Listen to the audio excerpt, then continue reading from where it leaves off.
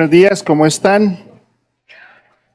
Les animo a abrir en sus Biblias Mateo capítulo 18. Mateo capítulo 18. Vamos a estar meditando en una porción allí en las Escrituras. Vamos a orar primero antes de continuar. Señor Jesús, cuando hablamos de perdón, tú eres el mayor ejemplo. La Biblia dice que cuando nosotros éramos pecadores, Cristo murió por nosotros. Y es la muestra más grande de perdón que hemos recibido sin merecerlo. Y pues gracias, Señor Jesús, porque gracias a ti disfrutamos del gozo y la presencia de un Padre que nos ama incondicionalmente, que pasa por alto nuestros pecados, porque ya fueron perdonados en la cruz, y que nos permite volver a esa comunión contigo. Yo te pido, Señor, por nuestra iglesia, para que si hay en ella o si hay personas que escuchan este mensaje, puedan entender la magnitud del perdón y la importancia de llevarlo a cabo. Gracias, Señor, por habernos amado primero. Amén.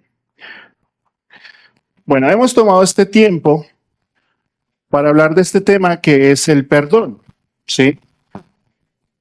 Y hay una frase muy común que dice, no es lo mismo perdonar que pedir disculpas. ¿Qué creen ustedes? ¿Que esa frase es cierta? No es lo mismo pedir disculpas que perdonar.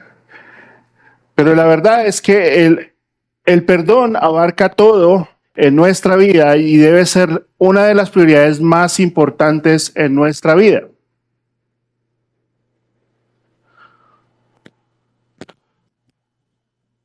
Por eso hemos denominado esta serie Amando a mi hermano y perdonando a mi hermano.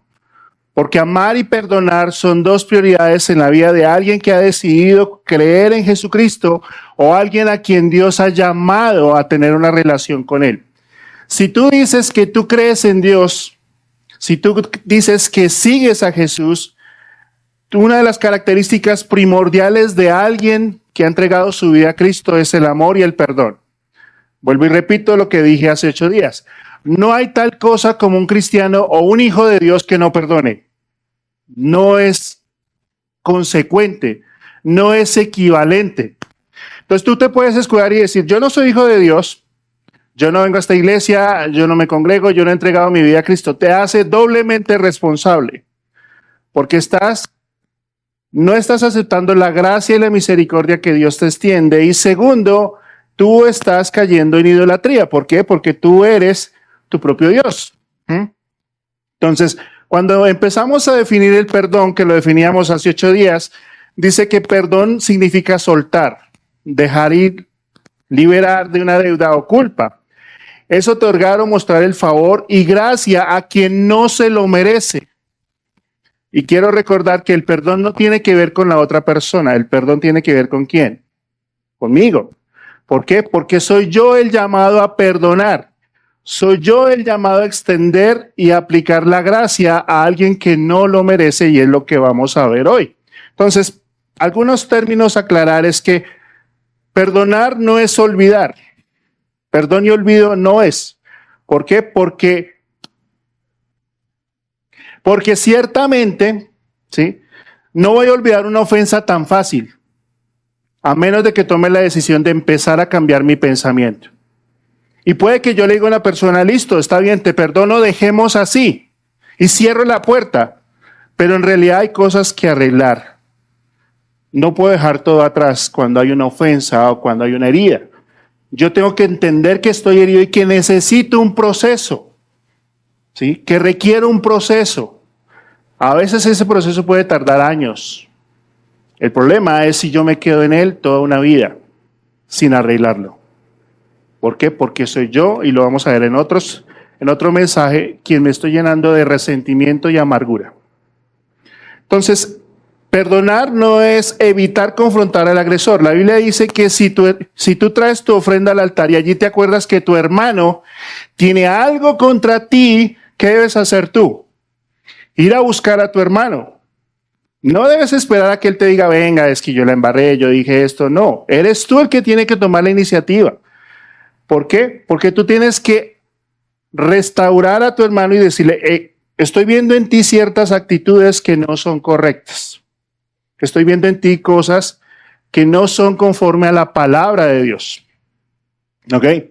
Entonces, Jesús nos dice en Mateo 18 que si tu hermano tiene algo contra ti, ve y búscalo y repréndelo estando tú y él solos. Si no te atiende, llama a 2 testigos. Y delante de esos 2 testigos tú vuelves y le hablas y le dices, creo que tu actitud o lo que estás haciendo es pecaminoso, no deberías hacerlo. Si él mantiene su posición de orgullo, no se arrepiente, no demuestra ese convencimiento de pecado, dice que lo debo traer a la iglesia. Y luego someterlo a una disciplina. ¿Por qué? Porque él ha decidido vivir así. Pero de parte mía debe estar el perdón. ¿Ok? Y lo otro que no es perdón es aceptar todas las ofensas. O sea, perdonar no es ser permisivo y decir que cada vez que una persona me ofende, pues yo digo, bueno, está bien, te perdono, te perdono. No. Yo te perdono, pero no acepto esa actitud. No acepto lo que estás haciendo porque tú debes empezar a cambiar. Sí, yo te perdono, pero nuestro propósito siempre es buscar restaurar al hermano. Entonces, perdonar es un acto de la voluntad, no una emoción que debemos sentir. O sea, yo no perdono hasta que yo lo sienta. No, es que yo no siento perdonar. No, es un mandato. Por ende, debe ser parte de mi actitud estar dispuesto a perdonar. ¿Te imaginas a Jesús en el cielo diciendo, no, pues espérame, Padre, hasta que yo sienta que lo debo perdonar? Aquí estaríamos. ¿Sí? Entonces, debe ser una actitud constante y una decisión, no debe ser una emoción. Entonces, perdonar es una muestra de madurez espiritual. Se espera que en la medida que tú creces en el Señor, en la medida que tú avanzas en el conocimiento del Señor, en la medida que tú tienes una relación con Cristo, tú debes ser más propenso a perdonar que a guardar rencor. Porque eso muestra, los niños chiquitos son los que hacen pataleta. Son los que siempre están justificando, son los que siempre están diciendo la culpa es de él, son los que siempre están mirando la paja en el ojo ajeno. Pero en la medida que creces, en la medida que eres expuesto a la palabra de Dios, tu madurez espiritual refleja dónde está puesta tu fe. En que tú crees que en este problema Dios puede mediar y arreglar, o en que tú lo vas a seguir haciendo a tu manera. Entonces, para entender el perdón necesitamos a aquel que nos ha dado el perdón. ¿Y quién es ese? Jesús. Por eso en Mateo capítulo 18, Jesús nos va a enseñar acerca de cómo es el perdón, bajo la perspectiva espiritual y bajo la perspectiva de Dios, no mía. Porque a veces tenemos el concepto de que el perdón yo lo tengo bajo unos parámetros, bajo unas estructuras que yo mismo he diseñado. Pero cuando yo traigo el perdón y lo coloco bajo la lupa de Dios, Dios me muestra que el perdón es otra cosa totalmente diferente a lo que yo pienso. Que el mundo nos ha enseñado un sistema de valores muy diferente a los que Dios nos muestra. Y eso es muy difícil porque lo primero que va a entrar el perdón es a tratar con mi orgullo. Porque yo no quiero hacerlo. Porque yo quiero que Él se humille. Porque yo quiero que Él me restituya. Porque yo quiero que Él pague. Y sí, en oportunidades la persona que me ofende debe asumir las consecuencias. Perdonar no exime las consecuencias de aquel que ofendió o que hizo algo malo. Eso no lo exime. Debe afrontarlas. Porque fue su decisión generar un daño.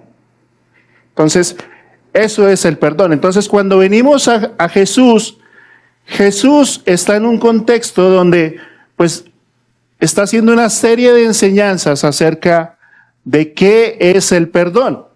Y allí en Mateo capítulo 18, donde estaremos hoy, meditando del versículo 21 al 35, si no tienes Biblia, acércate, te van a prestar una, pero sigue conmigo la lectura.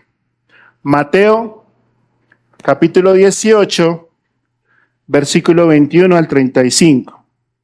Entonces se le acercó Pedro y le dijo, Señor, ¿cuántas veces perdonaré a mi hermano que peque contra mí? ¿Hasta 7? Jesús le dijo, no te digo hasta 7, sino aún hasta 70 veces 7. Por lo cual, dice Jesús, el reino de los cielos es semejante a un rey que quiso hacer cuentas con sus siervos. Y comenzando a hacer cuentas, le fue presentado uno que le debía 10,000 talentos.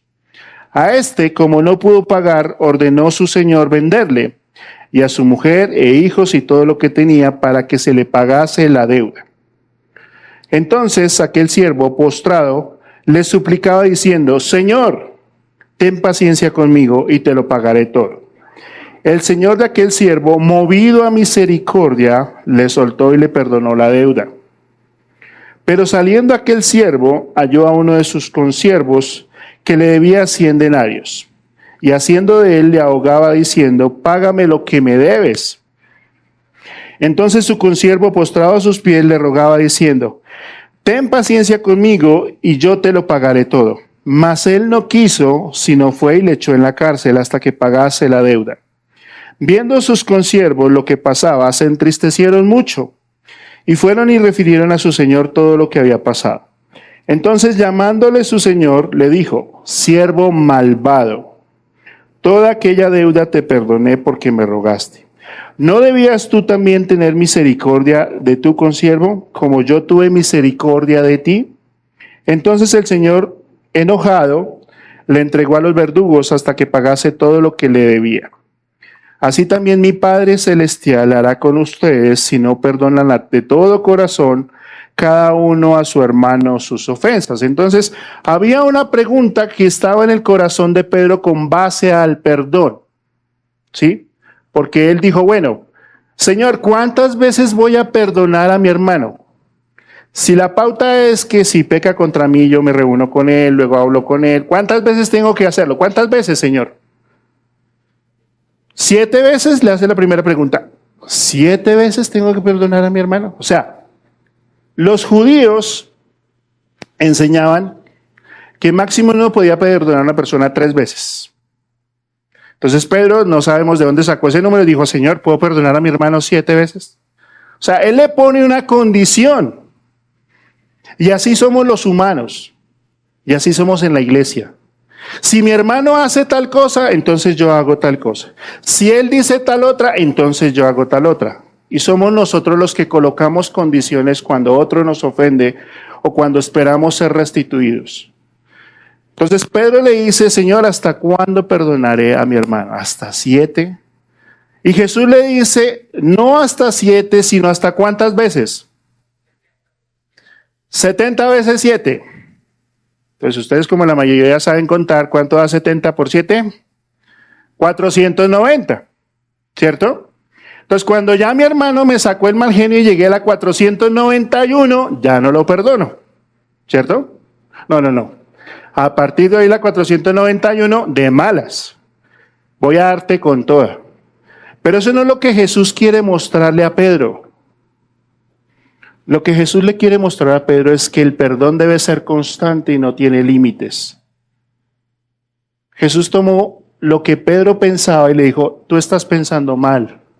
Tú estás pensando en una perspectiva terrenal, pero yo te quiero llevar a una perspectiva celestial.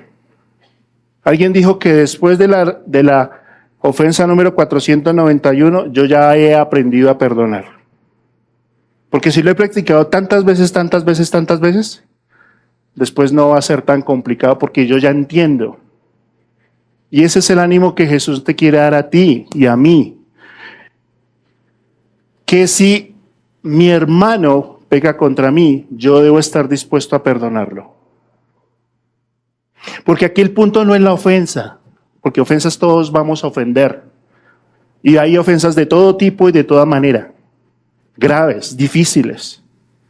Y siempre vamos a tener gente que nos va a herir y siempre vamos a tener a gente que vamos a estar hiriendo. Pero el punto es si yo voy a tomar la actitud y estar dispuesto a perdonarlo. Y miren lo que dice Jesús en Lucas 17, 3-4. Miren por ustedes mismos, si tu hermano pecare contra ti, repréndele. O sea, ve y confróntalo. Si en esa confrontación él se arrepiente, perdónale. Y si 7 veces al día peca contra ti y 7 veces al día volviere a ti diciendo me arrepiento, perdónale. Si mi hermano tiene la actitud de venir y decirme perdóname, ¿cuál debería ser mi actitud hacia él? Te perdono. Que no lo hizo sinceramente, que no lo hizo como yo quise, que no dijo estas palabras, que no reconoció. Eso es problema de otro costal. Pero mi actitud debe ser siempre la de alguien que perdona. Entonces, los judíos de aquella época habían tomado el libro de Amós, capítulo 2, versículo 1 al 8, que no vamos a leer, donde dice, Dios juzga a unas naciones y dice, por 3 pecados Amón hizo esto, pero por 4 no le perdonaré. Por 3 pecados Judá hizo esto, pero no le perdonaré. La 4. Entonces ellos habían dicho, mire, ahí dice, en la Biblia dice, 3 veces. Y habían armado todo un sistema de valores entre ellos, bajo la tradición judía, mostrando que el perdón sí tenía un límite. Y Jesús desborda ese límite llevándolo a su máxima expresión. Tú y yo siempre estaremos muy cortos del perdón que hemos recibido. Y por eso Jesús les narra la siguiente parábola. ¿Qué es una parábola? Es una historia que tiene una verdad oculta, una verdad revelada, perdón. ¿Sí? Eso es una parábola. Es una ilustración que Jesús usa para mostrar una verdad que necesitamos entender. Entonces Jesús comienza diciendo, versículo 23, por lo cual el reino de los cielos es semejante a un rey que quiso hacer cuentas. Entonces, esta historia nombra 3 personajes. Un rey, un siervo que le debe y un siervo que le debe a otro siervo. ¿Quién es el rey en la historia? ¿Quién cree? Dios. ¿Quién es el primer siervo que debe? Levante su mano y diga yo. ¿Quién es el segundo siervo que le debe al otro siervo? Mi prójimo. Entonces, cuando yo tengo el contexto, entiendo que quien Jesús está ilustrando es a Dios. Pedro, tú tienes un concepto del perdón terrenal, pero ahora yo te lo quiero mostrar cómo es en el cielo, cómo funciona. Si tú eres ciudadano del cielo, si tú has tomado una decisión por Cristo, las cosas que Dios hace son muy diferentes a lo que tú piensas. Y necesitas cambiar tu manera de pensar. Y Jesús le dice a Pedro y a todos los que están ahí, incluidos sus discípulos, que había un rey. Y que ese rey quiso hacer cuentas con sus siervos. Entonces se le presentó uno. Y comenzando a hacer cuenta, le fue presentado uno que le debía 10,000 talentos. Entonces el rey delegó esta responsabilidad a alguien que era de su confianza. Es muy probable que este siervo era alguien muy importante en el reino. Y cada vez en el Imperio Romano se generaba algo que era rendir cuentas. Entonces cada uno, como habían diferentes comarcas, iba ante el rey y presentaba los informes, como hoy en día se hace en muchas empresas. ¿Ok? Entonces, este hombre era un servidor público. Así que cada uno fue llamado a rendir cuentas delante del rey. A veces nosotros no somos conscientes de nuestro pecado hasta que Dios nos llama a rendir cuentas. A veces creemos que podemos vivir nuestra vida a nuestra manera, que podemos tratar a mi hermano como yo quiera, que podemos hacer las cosas como yo quiera. Y Dios tiene que intervenir y rendir cuentas, para que rindamos cuentas delante de Él. Y a veces tiene que ver con situaciones personales, tiene que ver con deudas financieras, tiene que ver con enfermedades, tiene que ver con perder el trabajo. Dios te está llamando a cuentas. Porque hay cosas en tu vida que están mal y que necesitas arreglar.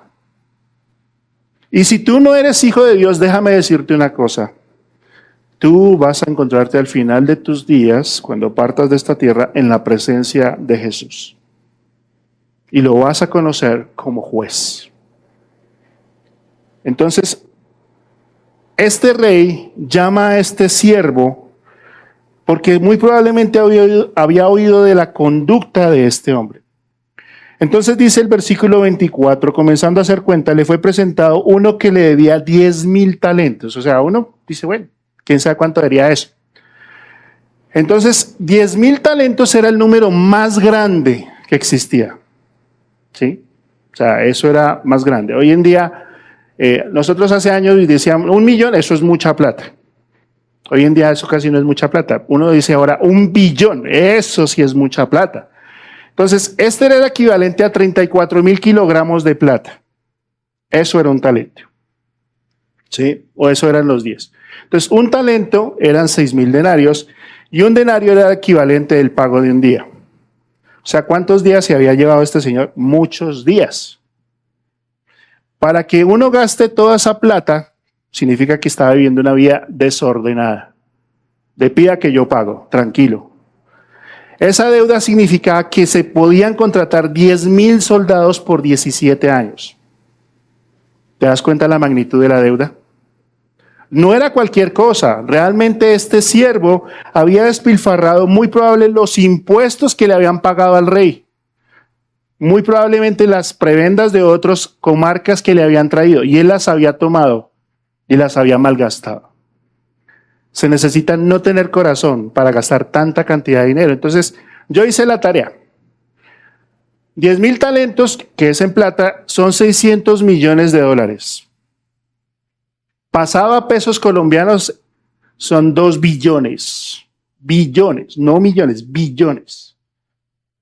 O sea, esta era una deuda impagable y una gran pérdida para el rey. 2 billones. No se nos dice cuánto tiempo duró despilfarrándolo, pero vivió perdidamente hasta que su rey lo llamó, hasta que su rey empezó a hacer cuentas con él y empezó a notar que había una pérdida grande. Este siervo había defraudado la confianza del rey, tomando quizás el dinero que provenía. Había sido puesto ahí porque el rey había visto en él la oportunidad de manejar un negocio equitativamente. Pero este siervo desperdició todo. Se dio a la tarea de despilfarrar todo, tomando lo que no era suyo. Entonces, cuando el rey lo confronta, no cumplió sus responsabilidades. No hizo lo que se esperaba de él. O sea, ¿tú crees que puedes vivir tu vida como tú quieras? No. Dios tiene unas responsabilidades dadas a ti como esposa, dadas a ti como hijo, dadas a ti como esposo, dadas a ti como trabajador, dadas a ti con el manejo del dinero, dadas a ti en el manejo del tiempo. Tú ya tienes unas especificaciones, unas instrucciones a través de su palabra que Dios espera que tú las lleves a cabo. Entonces, en cierto sentido, nosotros estamos en esa misma condición. Estamos frente a un Dios que hemos ofendido constantemente, que todo tiempo nuestra intención, por más de que queramos honrarlo, es pecar. Y Pablo dice, como está escrito, no hay justo ni aun uno, no hay quien entienda, no hay quien busque a Dios. Todos, coloca tu nombre aquí, nos desviamos a uno y nos hicimos inútiles. No hay quien haga lo bueno, no hay ni siquiera uno. O sea, no hay una forma en que nosotros podamos restituir esa relación con Dios, que podamos pagar una deuda que es con su santidad. Entonces, en la medida que nuestra vida no honra el nombre de Cristo, nos estamos metiendo más y más en este problema. Versículo 25, el hombre al verse pillado dice, como no pudo pagar, ordenó a su señor venderle y a su mujer e hijos y todo lo que tenía para que se le pagase la deuda. Entonces aquel siervo postrado suplicaba diciendo, Señor, ten paciencia conmigo y yo te lo pagaré todo. ¿Qué pasó? Que el rey tomó una decisión. Dijo, como no me puedes pagar, voy a tomar todo lo que tienes, a tu esposa, a tus hijos, tu ganado, tu casa y todo lo que tienes. Mira, se había despilfarrado todo porque es que ni siquiera es capaz de decirle al rey, mira, de toda esa cantidad de dinero no me gasté esto. Se lo gastó todo. No tenía cómo reponerle. Cada persona que se vendía como esclavo realmente valía un denario. O sea, aunque lo vendieran todo a él con toda su casa, eso era el 0,000000000 de la deuda. Nunca podría pagarla.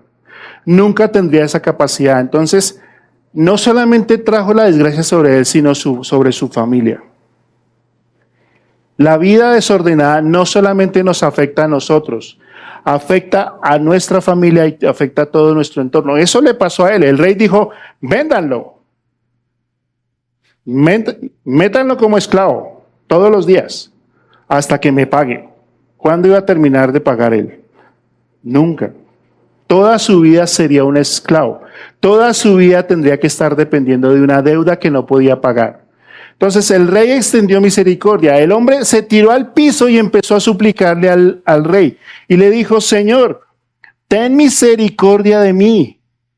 Ten paciencia conmigo y yo te lo pagaré. Era iluso. Yo te lo voy a pagar todo.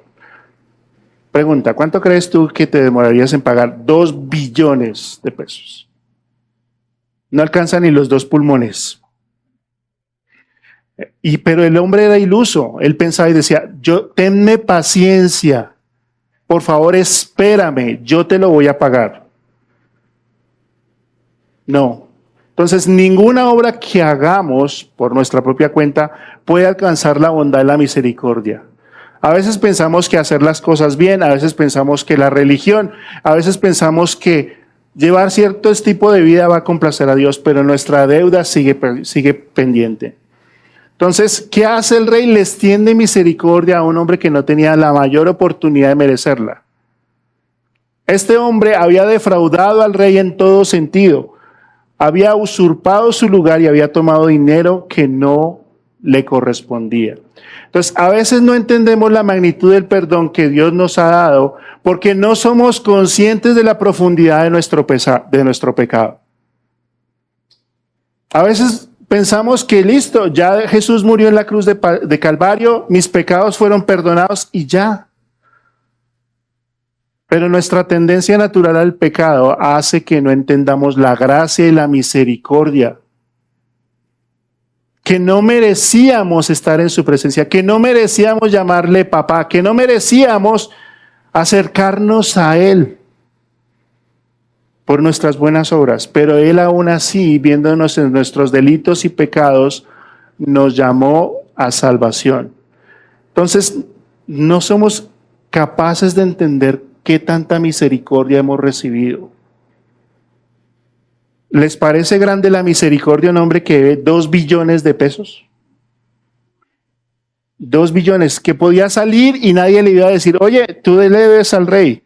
Que podía estar tranquilo en su casa tomándose un café con su mujer. Y nadie le iba a decir, oye, tú le debes al rey. No lo iban a perseguir, no lo iban a buscar. La deuda quedó saldada por la misericordia del rey. Ya no había más que estar rogando. Entonces yo necesito entender que se necesitan 2 personas para lograr una reconciliación, pero solo la decisión de una sola puede llevarnos al perdón. Mi propósito al perdonar a alguien es buscar la reconciliación con esa persona. Pero a veces esa persona no se quiere reconciliar. A veces esa persona no quiere restituir. A veces esa persona no quiere hablarme. Es más, a veces esa persona termina odiándome más. Pero el camino al perdón debe empezar ¿en quién? En mí. Y eso fue lo que el rey le extendió a este hombre, una misericordia que no podía tener. Entonces, necesitamos entender que quien perdona debe estar dispuesto a asumir una pérdida. ¿Estás dispuesto a perder? ¿Estás dispuesto a perder dinero? ¿Estás dispuesto a perder confianza? ¿Estás dispuesto a perder una amistad? ¿Estás dispuesto a perder tu vida? ¿Cierto que no? ¿Cómo voy a perder algo cuando Él fue el que me hirió, cuando Él fue el que se lo robó, cuando Él fue el que me difamó? ¿Te imaginas 17,000 soldados por 10 años? Que podían proteger el reino, que podían protegerlo a él, ya no estaban. No había forma de recuperarlos. No había una manera lógica de recuperarlo. Por eso el rey decidió perder toda esta cantidad de dinero para rescatar a un solo hombre. ¿Sabes cuánto costó la pérdida de Dios? Aunque él no pierde. El sacrificio en la cruz de Calvario por ti y por mí. En un solo instante Jesús dijo, Padre, ¿por qué me has abandonado? ¿Sabes quién propició esa frase? Tú y yo. Porque mi pecado fue cargado en la cruz de Calvario y Jesús fue tratado como si fuera yo y a mí se me trata como si fuera Él. Y esa es la bendición que Dios me ha dado. Y Dios me perdonó. Y este rey asumió su gran pérdida por amor a una persona que no lo merecía. Perdonar no es un regalo para otro. Perdonar es un beneficio para mí.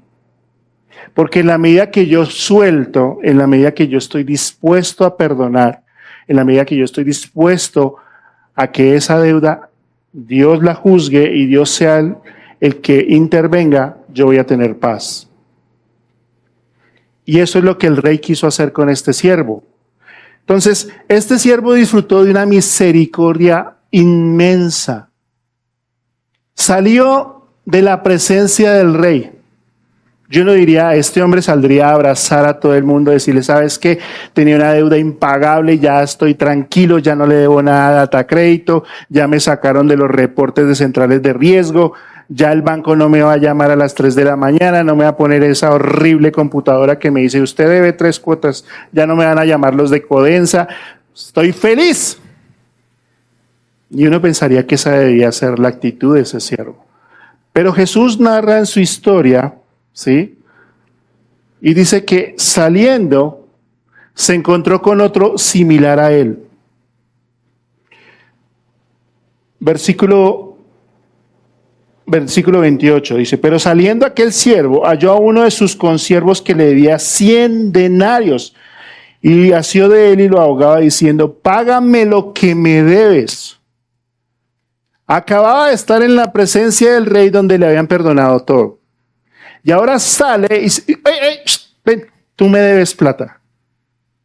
100 denarios eran 100 días de trabajo. ¿Cuánto le debía este hombre al rey? De trabajo. Toda la vida siendo esclavo. Así que coge a alguien similar a él, otro muy probablemente en el mismo estatus, y ¿qué hace? No solamente le cobra, ¿qué hace? Lo ahorca. ¿Te imaginas la sevicia de este hombre al tomar a su propio consiervo y ahogarlo? Había perdido toda noción de misericordia que había recibido y había empezado a juzgar a otro. Y así nos pasa a nosotros cuando nos hieren. Queremos hacer justicia a nuestra manera, queremos que el otro pague y se nos olvida que ese otro fue aquel por el cual Jesús también murió, que es mi hermano. Y mira, y si no te lo aguantas aquí, en el cielo lo vas a ver. Toda una eternidad. Jesús murió por él. Por eso yo no debería tener una condición de estar señalando al otro, que quizás sí deba reponer, o quizás no pueda. Pero mi actitud de perdonar debe sobrepasar mis emociones. Jesús quería ilustrar el corazón humano que busca satisfacerse a sí mismo sin dar la oportunidad de perdón. Lo primero que vamos a hacer cuando estamos ofendidos es sacar nuestras emociones, nuestros sentimientos, ponerlas sobre la mesa y llevar a cabo a causar la mayor herida que podamos. Porque eso es lo que vamos a hacer. Mira, cuando yo estoy airado contra alguien, Dios se vuelve invisible.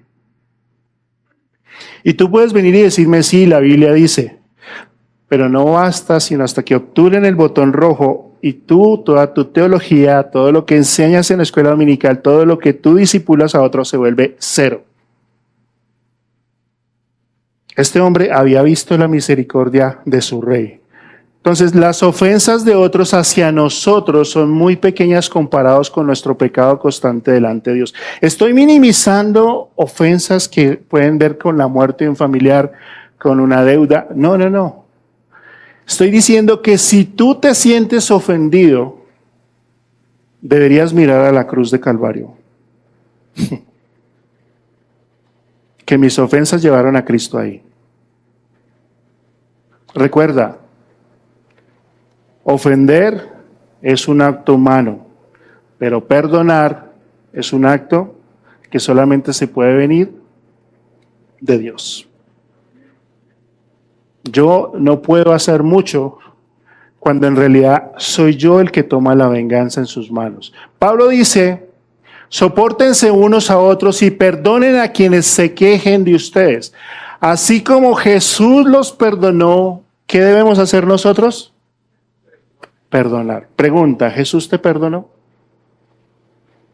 ¿Todo? ¿Hay algo que quedó por fuera?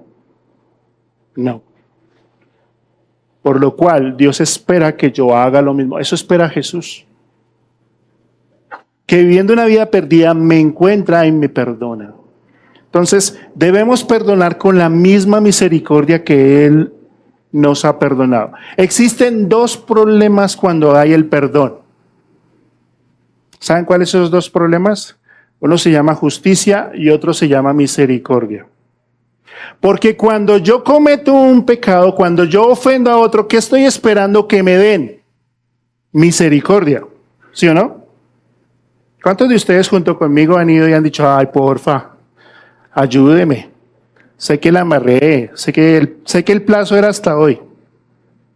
Dígamelo a mí que a cada rato me equivoco y tengo que ir al final a nuestra buena gente de contabilidad, a la jefe financiera y decirle, me equivoqué, ¿me puedes ayudar? Y ella me mira y me dice, ¿otra vez? Entonces ya dejé de ir hasta allá y ahora le mando un WhatsApp. Le digo, ¿me perdonas? Y vuélveme. ¿Qué estoy esperando yo de ella? Misericordia, ¿sí o no? Y eso es lo que todos queremos cuando ofendemos. Pero cuando otro es el que nos ofende, ¿qué esperamos nosotros? Justicia. Eso era lo que esperaba Jonás. ¿Se acuerdan de Jonás? Jonás no quiere ir a Nínive porque esperaba la justicia de Dios sobre esta ciudad y que todos se murieran. Y va y predica de mala gana. Y al final, ¿qué hace Dios con esta ciudad? Le da misericordia. Y eso lo enoja tanto que discute con Dios y le dice, yo sabía que tú lo ibas a perdonar, Dios. Yo sabía. Y nos retuerce por dentro cuando otra persona que esperábamos que le fuera mal, ahora le está yendo bien. Es más, le está yendo hasta mejor que nosotros. Y nos cargamos. Y nos llenamos de dolor y nos llenamos de rabia. Porque entendemos y decimos que no hay justicia. Y Dios quiere que entendamos que la misericordia y la justicia vienen de Él. Entonces, si Dios ya me perdonó en Cristo, ¿qué debo hacer yo con el otro? 2 mandamientos. Amarás al Señor tu Dios con todo tu corazón. ¿Y amarás a quién? A tu hermano. Por ende, se espera que yo a mi hermano lo perdone.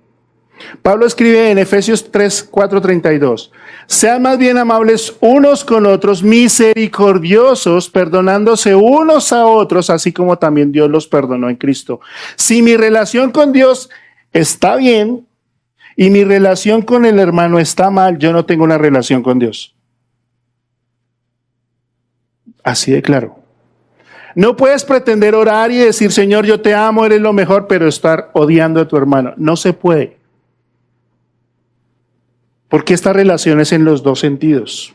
Yo he recibido una gracia que no merezco, he recibido una misericordia, he recibido un perdón, y eso mismo debo transmitirlo a otro. Porque en el momento en que yo no lo haga, yo me estoy convirtiendo en juez. Por eso Jesús dice, perdona nuestras ofensas, ¿como quiénes? ¿Los vecinos? Como nosotros perdonamos a los que nos ofenden. Esa es la actitud de un corazón que ha sido transformado por la gracia de Dios. Déjame decirte algo. Si tú dices en tu corazón, yo no lo puedo perdonar, eso es imperdonable. O llegas a decir, eso que lo perdone Dios, yo no, muy probablemente tú no eres hijo de Dios. ¿Por qué? Porque estás tomando la actitud de una persona que no conoce la gracia y la misericordia de Dios. Y eso debería llevarte a pensar si en verdad tu vida la tiene Cristo. La falta de perdón es un insulto directo al amor y gracia de nuestro Dios porque no estamos siguiendo su ejemplo. ¿Qué hizo el rey? Le extendió la misericordia. ¿Qué debería pasar con ese siervo? Que extendiera la misericordia. Pero él se llenó de argumentos. Y mira lo que termina haciendo, versículo 30. Mas él no quiso perdonar. Y tomó a su consiervo y lo echó en la cárcel. Es interesante que en el versículo 29 dice que cuando este siervo sale de la presencia del rey y toma a su consiervo, otro igual a él, dice que este consiervo se tiró a sus pies y le rogaba diciendo, ten paciencia conmigo y yo te lo pagaré. ¿Quién había dicho eso primero? El primer siervo. Había ido ante el rey, se había postrado y le había dicho, Señor, ten compasión conmigo y yo te lo pagaré. Y encontró la misericordia. ¿Y ahora qué está pasando? Que su consiervo está haciendo lo mismo y ¿qué hace él? No lo perdona. Entonces, ¿qué hace? Lo mete en una cárcel. En Roma existían cárceles para deudores, donde el imperio tomaba esta mano de obra y les exprimía y sacaba un porcentaje de ese trabajo y con ese porcentaje pequeño le pagaban a quien se le tenía la deuda. Por un lado el imperio lo explotaba y por otro lado la persona no salía de ahí hasta que pagara. Recuerda lo que te dije 8 días. No perdonar es construir una cárcel donde el principal preso voy a ser yo. Eso hace la falta de perdón. Entonces, en oportunidades cuando no perdonamos, estamos tratando injustamente a otros y tomando la justicia de Dios en nuestras manos. Dios sabe la injusticia que han cometido hacia ti. No creas que Dios no lo sabe, Dios lo sabe. Es más, ¿quieres que te diga algo? Dios sabía que te iban a ofender antes de que te ofendieran. Lo vamos a ver dentro de 8 días. Cómo Dios orquesta todo, a veces, para que personas que tú no esperabas te hieran. No por las personas, porque quería saber cuál iba a ser tu reacción frente a eso. Si ibas a responder de acuerdo a lo que Él te ha enseñado, o ibas a seguir respondiendo de acuerdo a lo que tú crees o lo que tú piensas. Pero este siervo no tuvo en cuenta la misericordia de él. Versículo 31 dice, viendo sus consiervos lo que pasaba, se entristecieron mucho y fueron y lo refirieron a su señor todo lo que había pasado. Así como perdonar es un acto de la voluntad, retener el perdón es una decisión. Tú tienes una decisión que tomar. O lo perdonas o retienes el perdón. Esa es tu decisión. Este siervo tenía la decisión de perdonar esa deuda, igual que se la perdonaron a él, o dejar que la pagara. Y además es un trato injusto porque el mismo consiervo le dijo, yo te la voy a pagar. En 100 días ya te tengo pagada esa deuda. Dame la oportunidad. Pero él no le quiso dar la oportunidad. Así que tomó la decisión de retener el perdón. Y no solamente eso, sino que los demás se dieron cuenta. Los demás muy probablemente habían estado ahí delante del rey observando cómo se le había perdonado la deuda y ahora están viendo la reacción de este consiervo. Nuestra falta de perdón no solamente me afecta a mí, sino que afecta al cuerpo de Cristo porque va en contra de las enseñanzas de Jesús. No creas que tu falta de perdón va a pasar por alto en una congregación. Tarde que temprano va a ser evidente. Y sabes, cuando tú no perdonas vas a buscar a otro que te secunde. Porque tú vas a sacar tu justificación. Vas a empezar a decir, ¿cierto que tengo razón? ¿Cierto que él es así? ¿Cierto? Y vas a empezar a dividir lo que Jesús ha construido, que es su iglesia. Mira lo que pasó con ellos. Ellos se entristecieron mucho. Nuestra falta de perdón la falta de perdón trajo esas terribles consecuencias. Ahora, este siervo fue presentado delante del rey otra vez. Se había ido contento, ahora lo habían apresado y lo habían traído otra vez y lo habían puesto delante del rey. Y ahora mira lo que, entonces llamándole su señor le dijo, siervo malvado y perverso. Es una palabra fuerte. No le dice siervo malo, le dice malvado porque la intención de tu corazón es el pecado, es la soberbia, es la ira.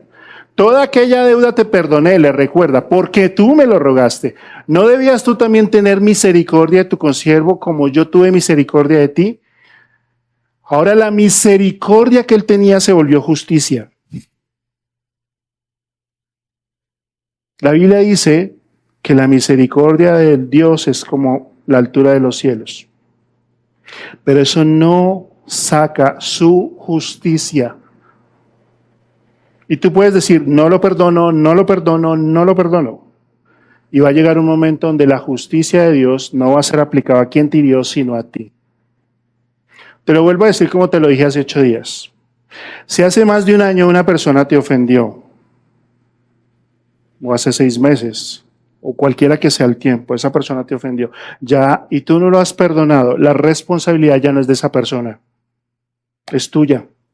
Que no quieres tratar delante de Dios tu falta de perdón, tu ira, tu egoísmo, tu resentimiento. Es el Rey quien imparte misericordia, pero a la vez imparte justicia. Entonces, Jesús dice en Mateo, porque si perdonan a los hombres sus ofensas, les perdonará también a ustedes su Padre es celestial. Mas si no perdonan a los hombres sus ofensas, tampoco su Padre les perdonará sus ofensas. ¿Cómo así, Dios? Luego tú no me perdonaste todo pecado. Sí, justicia. Fuiste justificado en la cruz de Calvario. Pero al tener una actitud de no perdonar al otro, mi comunión con Dios está rota. No puedo tener una comunión con Dios odiando o no perdonando a mi hermano. Por ende, la misericordia de Dios no va a estar hacia mí. No puedo disfrutar de una comunión cuando yo mismo he decidido romper esa relación. Y mira lo que hace el rey. Entonces su señor, versículo 34 al 35, dijo, enojado, le entregó a los verdugos hasta que pagase todo lo que debía. Así también mi Padre Celestial hará con ustedes. Si no perdonan a su manera, si no perdonan de todo corazón cada uno a su hermano sus ofensas. El perdón es una actitud del corazón. Ese es el perdón. No es algo pasajero. Es un cambio profundo. Es la realización de que si yo he sido transformado por la imagen de Jesús, de que si mi vida ha sido cambiada, al perdonar estoy dando evidencia de Él. ¿Y dónde está eso? En una transformación del corazón. Dios disciplina con severidad la falta de perdón en un hijo que se niega a perdonar a su hermano. No creas que Dios pasa por alto las ofensas. No creas que Dios pasa por alto tu falta de perdón. No lo pienses un segundo. Y sabes, cuando yo decido no perdonar, cuando yo decido que no lo voy a hacer, lo que va a venir es disciplina. Y Santiago dice que juicio sin misericordia se hará con aquel que no hiciere misericordia. Y la misericordia triunfa sobre el juicio. Recuerda, nosotros cuando metemos la pata, lo primero que vamos a pedir es misericordia. Vamos a estar clamando y pidiéndole, Señor, ten misericordia de nosotros. Dios castiga severamente la falta de perdón porque es una muestra de un corazón no arrepentido y carente de amor por los demás. No puedo decir que estoy arrepentido de mis pecados si no he perdonado. No existe. No puedo, porque no perdonar es un acto de orgullo. Entonces, el rey ha decidido entregar a este hombre a los verdugos. ¿Sabes?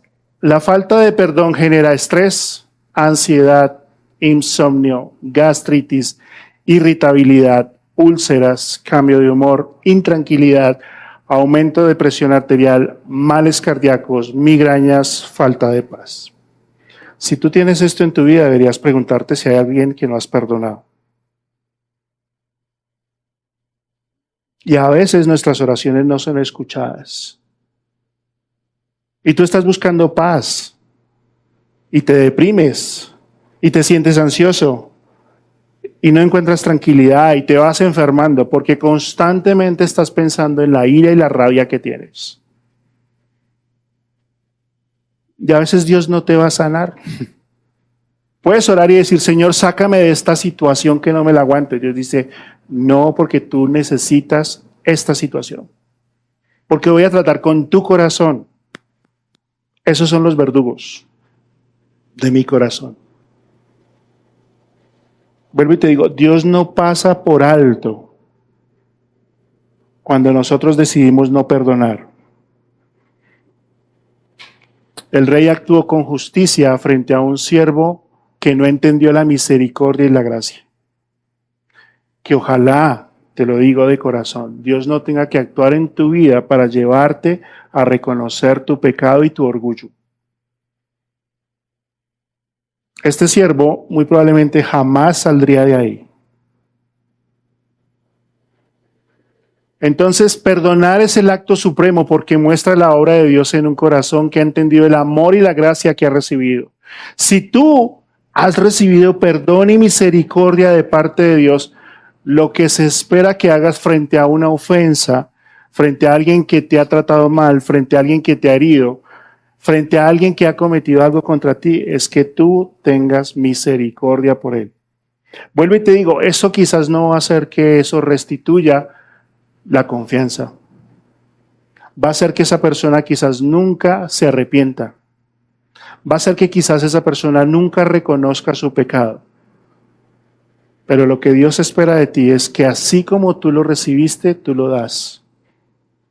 Y créeme, y te lo digo, y la Biblia lo dice en varios ejemplos, que cuando el amor y la misericordia están presentes en mi vida, Dios obrará su justicia en aquel que te hirió. Y va a empezar a restablecer y sanar tu corazón. Hasta el día de mañana que tú vas a decir, yo pensé que nunca podría perdonarlo. Yo pensé que nunca pasaría esa página tan amarga de mi vida. Si Dios te ha mandado a perdonar, es porque Él sabe que Él tiene toda la autoridad y toda la potestad de poderte restaurar. Hasta más de lo que tú te imaginas. Entonces, nuestra oración debería ser, Señor, enséñame a perdonar como tú me perdonaste. Señor, yo quiero aprender a perdonar como tú lo hiciste. Porque yo no puedo, no me nace. No lo quiero hacer. Tengo en mi corazón resentimiento, tengo en mi corazón amargura, tengo en mi corazón deseos de venganza. Y quiero que esa persona esté mal. Y quiero que esa persona sufra. Y Dios está diciendo, entrégame esa carga. Yo soy el juez. Mía es la venganza. Yo daré el pago. Entonces, si tú estás aquí esta mañana y Dios te ha hablado, yo quiero animarte a que tú pienses, si hay en tu corazón personas a las cuales tú no has perdonado. Quizás hay resentimiento en tu corazón y amargura por tu familia, por un hermano, aún por gente dentro de esta misma iglesia, que con una actitud, con una palabra, con algo que dijo, tú te ofendiste. Y a veces estás generando en tu corazón raíces de amargura y estás llevando esa carga que no deberías llevar. Jesús dijo, yo he venido para que tengan libertad. Y una vida libre es una vida que aprende a perdonar. Tómate un momento, inclina tu rostro y piensa por un momento. Si tú Necesitas hoy tomar la decisión de perdonar a alguien. Quizás necesitas ir a hablar con alguien. Solo tú lo sabes. Quizás la parte más difícil es que esa persona ya se murió. Y ya no la puedas mirar a la cara. Algunos dicen que escribirle una carta y quemarla ayuda. Otros dicen que poner una silla y hablarle ayuda. No sé. Pero ora a Dios. Y dile, Señor, yo necesito perdonar. Yo necesito sacar de mi vida la amargura. Yo necesito sacar de mi vida el resentimiento que no me deja vivir. Y yo te pido, Dios, que me enseñes a perdonar como tú me perdonaste. Necesito dar ese paso. No puedo seguir en mi vida como la estoy llevando. Yo quiero ser libre.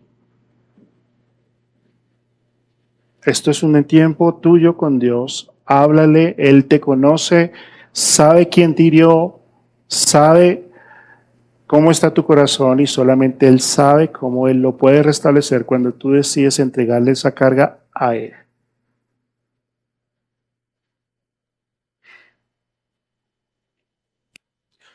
Señor, perdonar no es fácil. Necesitamos reconocer que perdonar es una de las cosas más difíciles de hacer cuando en nuestro corazón hay amargura, hay resentimiento y hay deseos de justicia. Pero tú eres un Dios de amor y de gracia que nos puede llevar a ver las cosas de una manera diferente.